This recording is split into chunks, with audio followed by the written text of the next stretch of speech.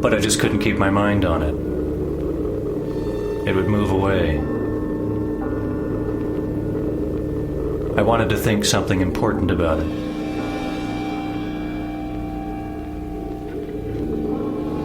It was in headlines and people all over the city talked about it. On the sidewalks and in restaurants. It really affected them. Nothing like this has ever happened here, they said. And I was at the next table, but I wouldn't say anything. Just get up and leave. But at work, it turned out I was in a hair-trigger temper. And 4 days after, my boss looked at me, and I realized I'd been yelling at this guy for no good reason. And from my boss's expression, I knew. And he said gently, "Why don't you take a couple of days off?"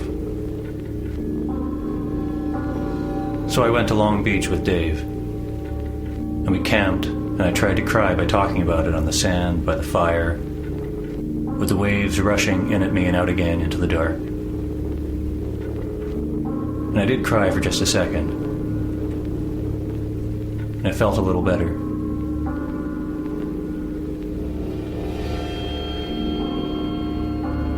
A few weeks later, I went back to school out east. And I might have forgotten about it, except I kept witnessing violence for the whole next year.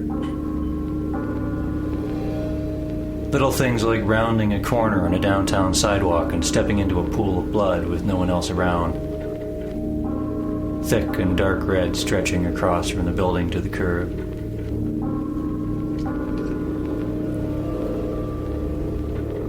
Or a 40-ish woman running in front of a car below the school cafeteria windows.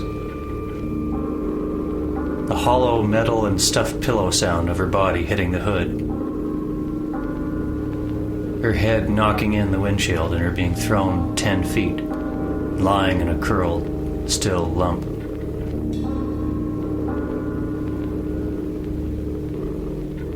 And 2 teenage boys in a knife fight behind the supermarket with red drops spraying all over the white cement, and them still circling each other.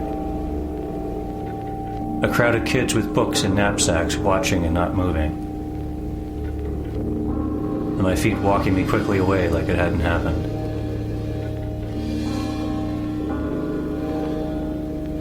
And the jumper on the subway. The screaming train brakes and the doors suddenly slamming open.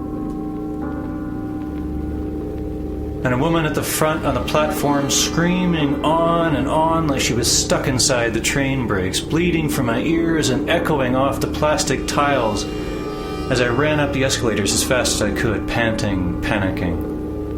And finally out into the cold sunlight, gasping for space, and I walked for miles in the cold that day.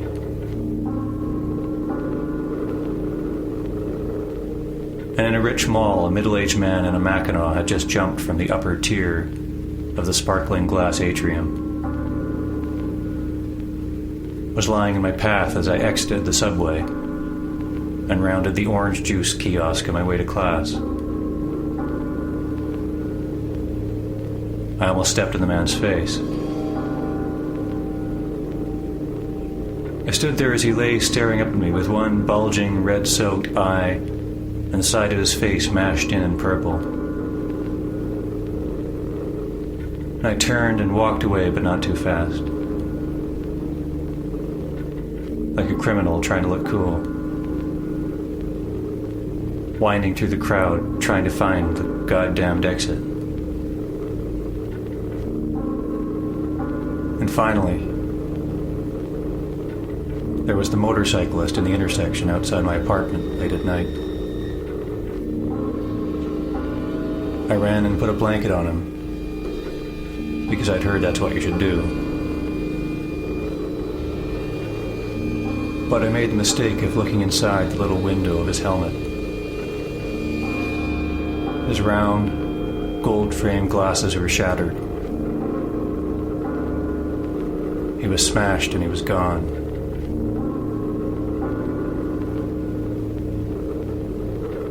His girlfriend stood in the middle of the street, gulping for air and hugging herself.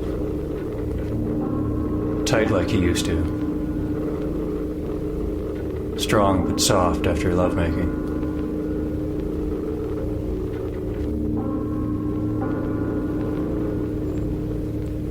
It stopped then. Or I stopped seeing so much of it. And I shot this footage. I even lay down with the camera on the side of the road where she lay dying.